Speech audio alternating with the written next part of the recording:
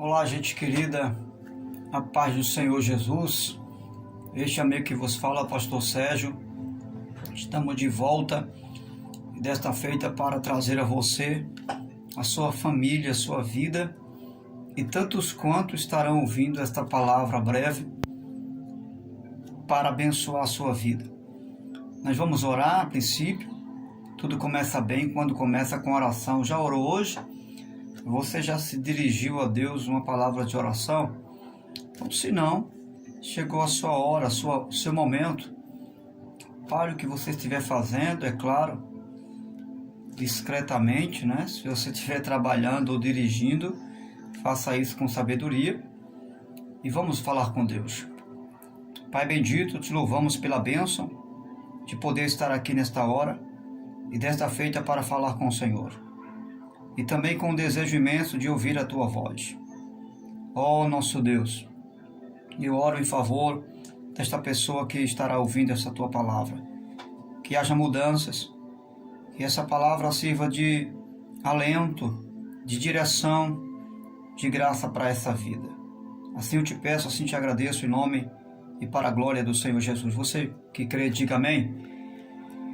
Graças a Deus. Respire esse ar, o bom ar de Deus, o bom ar da graça de Deus. Isso faz bem para você. Muito bem, eu quero, nesse momento, ler um texto da palavra de Deus que está em Gênesis, capítulo 3, versículo 8, 9 e 10. A epígrafe dessa rápida reflexão, eu quero dar com a seguinte pergunta: fugir ou viver a realidade sem arrodeios? Vou repetir. Fugir ou viver a realidade sem arrodeios? Essa é a pergunta da reflexão. O texto diz assim, Gênesis 3, verso 8. Ouvindo o homem e sua mulher os passos do Senhor Deus, que andava pelo jardim, quando soprava a brisa do dia, esconderam-se da presença do Senhor Deus entre as árvores do jardim. Mas o Senhor Deus chamou o homem perguntando: onde você está? Ele respondeu: ouvi os teus passos no jardim, fiquei com medo, porque estava nu, por isso me escondi. E Deus perguntou: quem lhe disse que você estava nu? Você comeu do fruto da árvore da qual lhe proibi comer? Disse o homem: foi a mulher que me deste por companheira, que me deu do fruto da árvore, e eu comi.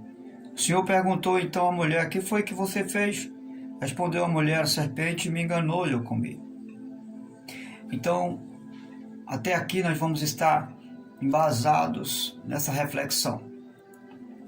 O texto é claro, é perceptível e é compreensível também. Você vai observar que após Deus ter criado o homem, dado ao homem autonomia para viver no jardim do Éden, estabelecido um princípio de que o homem não comesse do único fruto que havia no meio do jardim, chamado árvore da vida. Eles assim desobedeceram e quando perceberam que pecaram contra Deus, porque a primeira percepção do pecado foi enxergar a si mesmo. Eles enxergaram-se que estavam nus. Seus olhos fizeram com que ele se enxergasse o seu próprio pecado. Sua consciência, que era imaculada, agora ficou maculada. E eles começaram a perceber a sua própria nudez. E diante dessa situação, ou seja, diante deste pecado, deste mal que lhes sobreveio, e como consequência trouxe a todos nós esse mesmo mal, diz o texto sagrado que quando perceberam que o Senhor vinha, porque o texto diz que, a narrativa do texto diz que Deus vinha conversar com o homem toda a tarde, e em meio à brisa da tarde, a Bíblia diz que Deus vem se aproximando e eles percebem que o Senhor vem ao encontro deles. e eles fogem e se escondem. E o Senhor, na sua soberania, no seu poder, sabendo onde Adão estava e sabendo já tudo o que havia acontecido, Deus traz consigo um meio de relacionamento, que é a conversa. E Deus pergunta a Adão: onde você está? Isso apenas para criar um vínculo de comunicação, porque Deus é um ser comunicativo. E ele diz: Senhor, eu vi o Senhor se aproximar e me escondi. Deus pergunta: por que você fugiu? Por que você se escondeu? Diz: porque eu estava nu. E o Senhor pergunta: quem disse a você que você estava nu? E eles revelam ali a gravidade do problema. Eles confessam e comeram do fruto que não deveria comer. Só que Adão não diz que ele comeu voluntariamente. Ele diz que a mulher que Deus lhe deu o fez ele comer. Quando Deus se dirige à mulher, a mulher aponta o pecado, o erro para a serpente. Nós vamos observar que a primeira coisa que acontece nessa realidade existencial da vida de Adão e Eva é que eles fogem da presença de Deus.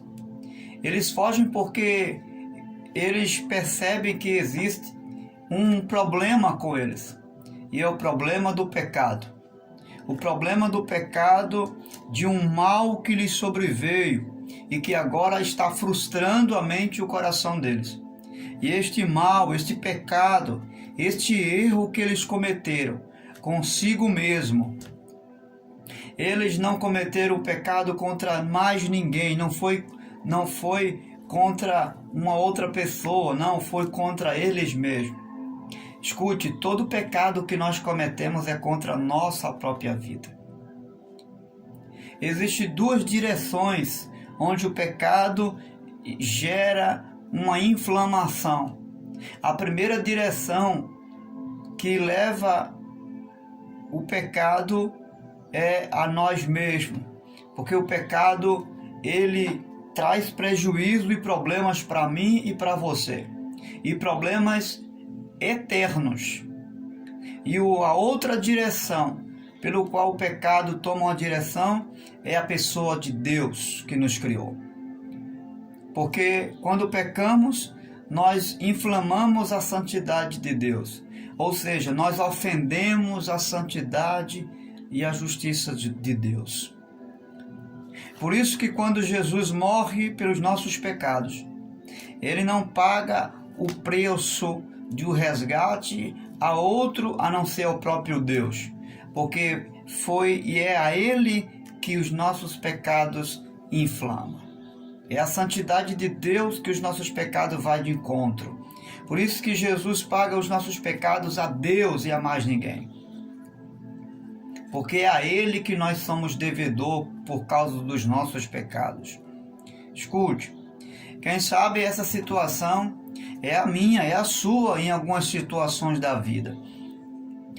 Nós, em vez de encararmos a realidade do problema, nós estamos tentando fugir e nos esconder não só dos nossos problemas, e não encarando eles, mas fugindo deles, e não fugindo apenas desses problemas existenciais que está prejudicando a mim mesmo, mas fugindo e tentando fugir da presença de Deus, do qual ninguém pode fugir. Ninguém pode fugir da presença de Deus. Você pode ocultar um problema, você pode ocultar um erro, uma fraqueza de mim, do pastor, da igreja, de alguém, mas não de Deus. E essa atitude que Adão e Eva tomaram de fugir, de correr, de se esconder, não foi a melhor atitude diante de um fracasso, diante de uma fraqueza, diante de algo que estava sucumbindo à alma deles, diante de uma perca, porque eles começaram a perder após o pecado. Quando o pecado chega, uma das características do pecado é nos fazer perder, Perder o quê? Perder a presença de Deus. Perder a confiança que tínhamos em Deus. Perder a segurança que a presença de Deus nos trazia e nos traz. Então o pecado começa a tirar de mim, a tirar de você essa confiança, a tirar de mim, a tirar de você a estabilidade que um dia você tinha.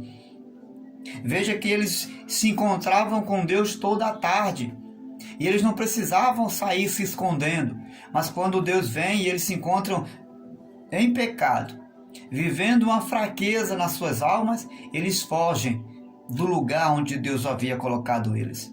Eles tentam ficar em qualquer outro lugar, mas não na presença de Deus. Quem sabe você está vivendo essa realidade. Alguma coisa está infligindo você. Algum pecado, alguma frustração. Às vezes pode não ser um pecado, pode ser uma frustração. Alguém frustrou você. Alguém falou algo que chateou você, que magoou você, que você não gostou. E para fugir daquela situação ou dessa realidade existencial, você está querendo fugir daí e não viver essa realidade, mas você está buscando arrudeios, você está procurando viver essa realidade, mas cheios de arrudeios, cheios de subterfúgios. Você não sai do jardim como Adão e Eva. Eles não saíram do jardim, mas ficaram escondidos atrás de uma árvore, atrás de alguma coisa. Eles se esconderam da presença de Deus. Quem sabe você está dentro da igreja, mas você está vivendo em arrudeios. Você está evitando a presença de alguém. Você está evitando conversar com alguém. Você não tem mais transparência. Você não tem mais confiança em alguém que está lá dentro da igreja, que é o jardim de Deus, onde Deus plantou você, onde Deus trouxe você para viver uma coinonia verdadeira, uma coinonia transparente, sem rodeios, sem mimimi, mais. E isso tem causado problemas para você. Sabe por quê? Porque não é fugindo de A, de B, do problema A, do problema B, que você vai trazer paz para você. Pelo contrário, Adão e Eva, se eles continuasse assim, eles iam viver sucumbidos em seus traumas de pecado e de condenação. E é por esse motivo que Deus veio ao encontro deles, porque Deus sabe que se eles permanecessem assim, mesmo dentro do jardim do Éden, escute, mesmo no jardim do Éden, eles não iam ter paz. Eles não poderiam viver em coinonia com Deus, em comunhão com Deus. Eles não poderiam ter paz. Eles iam viver debaixo de uma maldição. Como Deus não os criou para viver essa realidade de arrudeios, de contratempos, então Deus veio e resolve os problemas numa conversa franca e transparente. Está na hora de você sentar com alguém. Se esse problema que está acontecendo está ligado a alguém dentro da igreja, ao ministério da igreja, se esse problema que está acontecendo infligindo você, está infligindo sua alma, minha alma, está ligado ao ministério, ao pastorado, ao diaconado, aos irmãos da igreja, está ligado, quem sabe, a um pai, a uma mãe, a um filho, ou a um vizinho, seja lá quem for, se é ligado a alguém, está na hora de você parar, sentar e ter uma conversa franca. Mas não uma conversa para discutir, não uma conversa para brigar ou para se justificar, buscando as suas razões ou achando que você, para dizer que você está certo, que você não errou, ou para colocar a culpa em A ou em B como uma alternativa de se justificar do seu erro, como fez Adão e como fez Eva, que jogaram a culpa para Adão, jogou a culpa para Eva, Eva jogou a culpa para a serpente. Tanto um quanto o outro tentou se auto-justificar, dizendo que não tinham culpa. Mas a Bíblia diz que se queixa o homem se não for dos seus próprios pecados. Não tem como fugir, meu querido. Reconheça o seu pecado. Devo reconhecer o meu pecado quando erro. devo reconhecer minha fraqueza. E quando as coisas não dão certo para mim, eu não devo estar culpando A, culpando B. A culpa é absolutamente minha e somente minha. Absolutamente sua e somente sua. E como resolver isso? Vivendo sem arrodeios, sem esconder. Tem algumas pessoas que costumam dizer: o tempo vai sarar isso. Ou então tentam resolver a cura se escondendo, se isolando dentro de casa, deixam de ir para a igreja, deixam de congregar, achando que em casa aquela ferida que foi feita, que foi aberta por A ou por B, vai ser sarada. É engano seu. Pelo contrário, essa ferida vai se abrir cada dia mais. E seja para onde quer que você vá, essa ferida vai acompanhar você. E sabe o que vai acontecer? No final das contas, se você chegar a morrer com essa ferida aberta, que é uma figura do pecado, que é a figura de um trauma que está na sua alma, você pode ir para o inferno, meu querido. Sua alma pode estar debaixo de uma condenação se você não lançar fora isso. Se você não reconhecer que essa fraqueza não foi, este erro não é de A e de B, mas este erro é propriamente meu ou seu. E a primeira coisa que precisamos fazer para nos libertar desse mal, para nos libertar deste trauma, dessa condenação, desse jugo que está traumatizando você, que está afastando você de pessoas que lhe amam e que lá no fundo você também ama, mas deu vazão para essa situação afastar você do povo de Deus, afastar você da família, afastar você de um marido, de um esposo, da esposa, dos filhos, da família. O primeiro passo a fazer é reconhecer que você e eu pecamos. Quando Davi pecou, não é? Lembra que ele adulterou com Betseba? Ele matou o marido dela, assassinou o marido dela. Ele não disse que a culpa era de Betseba. Ele não disse que a culpa era de Urias, o qual ele mandou matar. Não. Ele disse a Deus: Senhor, eu pequei, então somente pequei, contra ti somente pequei. Davi está dizendo: a culpa é toda minha. Eu sou o responsável pelo que aconteceu, mas ninguém é responsável. Somente eu pequei e pequei contra Deus. Davi disse assim. Então, esse é o primeiro passo. Reconhecer que você pecou. Reconhecer que o erro não foi de A, não foi de B. O erro foi meu, o erro foi seu. Esse é o primeiro passo para começar a ter um diálogo diante de Deus. E não colocar culpa em A e colocar culpa em B. Porque a culpa é minha, a culpa é sua, a culpa é nossa. De que se queixa o homem? Dos seus próprios pecados. Reconheça a sua fraqueza. O segundo passo não é tentar resolver o problema da sua maneira. A Bíblia diz que quando Adão e Eva se viram que estavam nus, eles fizeram uma cobertura com folhas de figueira. Eles se cobriram com folhas de figueira. Ou seja, foi um arrudeio, criaram um método para esconder a sua vergonha, o seu pecado, para resolver o seu problema. E nenhum método criado pelo homem resolve o problema dele. Se você tentar resolver esse problema à sua maneira, do seu jeito, tentando fugir, tentando se esconder, tentando ficar distante, esse problema não será resolvido. Não será resolvido, eu repito, você não resolverá esse problema do seu jeito. Aceite o método de Deus. Você sabe o que foi que Deus fez? O texto diz que Deus cobriu ele com peles de animais, como a figura do Cordeiro de Deus, que lá na frente haveria de se manifestar como o Verbo encarnado, ia morrer por mim e por você, e a sua vida, ele iria imputar os meus pecados nele, e a sua justiça ia ser imputada em mim. E a sua justiça como uma cobertura, como uma veste veste da justiça, iria cobrir os meus e os seus pecados.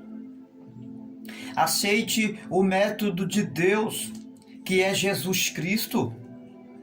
Aceite o meio pelo qual Deus preparou para cobrir os meus e os seus pecados, para resolver o problema. Não queira se justificar. Não faça como aquele publicano que tentou se justificar diante de Deus, dizendo: eu não sou como esse publicano, eu não sou como ele, Senhor. Não, eu oro 3 vezes ao dia, eu jejum, eu não faço o que ele faz, eu não deixo de fazer o que ele não faz. Ele tentou se justificar. E você conhece a narrativa, Jesus vai dizer que o publicano lá, na sua humildade, na sua fraqueza, ele saiu justificado.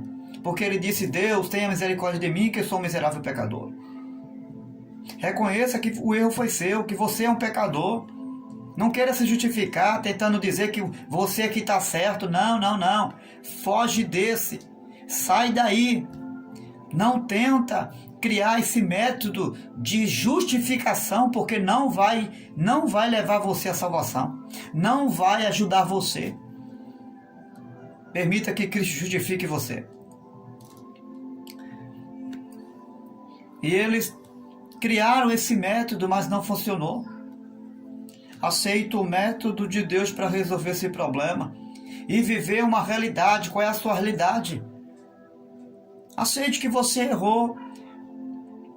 Mesmo se porventura você percebe que o erro não foi seu, o erro foi de alguém, encare essa realidade com franqueza. Não fique tentando: não, eu não vou me humilhar, eu não vou me aproximar. Esqueça isso. Esse pensamento é do diabo. Se aproxime, ainda que você esteja certo e fulano esteja errado. Não busque viver uma realidade diferente. Não busque se justificar, tentando mostrar que você acerta, e porque você está certo, você vai negar a voz, você vai negar a palavra, e você vai mostrar uma repulsa, mostrar que não está satisfeito ficando em casa, deixando de falar, ou então deixando de apoiar A, deixando de apoiar B. Esse não é o caminho. Essa não é a alternativa de Deus. Deus se aproxima de Adão e Eva, mostrando que o melhor caminho é o caminho da comunicação, é o caminho da coinonia, é o caminho da aproximação. Deus vem e se aproxima deles. Não queira se achar certa a ponto de se ausentar dessa pessoa, a ponto de não apoiar mais, de não ajudar mais. Não viva essa realidade, mas viva a realidade existencial.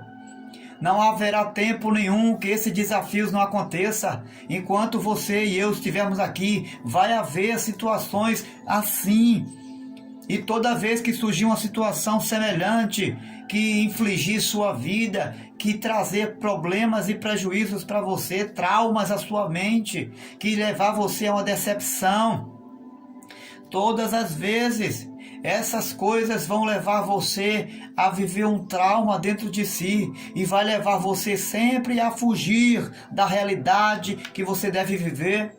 E qual é a realidade que você deve viver? É não sair do lugar onde Deus colocou você, é não fugir das pessoas porque falaram com você, é não negar a sua voz porque falaram com você, é não criar um método que não é o método de Deus para continuar vivendo no jardim de Deus. Eu e você precisamos mudar de comportamento. A partir de hoje, tome uma postura diferente. Chega para Deus. Se o seu problema é com alguém, está ligado a alguém, chega para essa pessoa. Pede perdão. Resolve o problema de forma pacífica, transparente. Abra o seu coração. Rasgue o seu coração. Não fique com o coração fechado, escondendo que está tudo bem, quando na verdade não está nada bem, quando na verdade há um mal, existe um ódio, existe uma mágoa, quando na verdade você não está aceitando essa pessoa, quando na verdade você está fingindo ser o que não é, e Deus está lhe dando uma oportunidade. Quando Deus chega diante de Adão e Eva, Ele está dando a oportunidade de Adão abrir o coração, Deus está dando oportunidade aos dois para resolver o problema com transparência e com realidade, sem arrudeios. Essa é a sua hora. Se o seu problema está direcionado a Deus, porque você cometeu algo contra Deus, chega diante de Deus e rasga o teu coração e diga para Deus o que aconteceu. Não fique jogando uma desculpa para A, para B, como Adão e Eva fez. Diga para Deus: Deus, eu pequei. Deus, eu cometi esse erro, mas eu estou disposto a consertar. Eu estou disposto a começar tudo de novo, a começar do zero. E Deus vai te dar uma nova oportunidade. Assim como Deus não matou Adão e Eva, eles não morreram. Pelo contrário, Deus se colocou no lugar deles e no lugar de morte. Deus morreu por Adão e Eva. Ao invés de Deus matar Adão e Eva, a Bíblia diz que Deus matou o cordeiro no lugar de Adão e Eva. Ele não quer matar você. Ele não quer expulsar você da presença dele. O que Deus deseja é que eu e você venhamos a nos corrigir diante dele. Coloca diante de Deus o teu problema. Reconhece tua fraqueza. E ele está pronto para te dar uma nova chance. A perdoar você. A levar você a viver uma nova realidade na sua presença. Esquece o que se passou.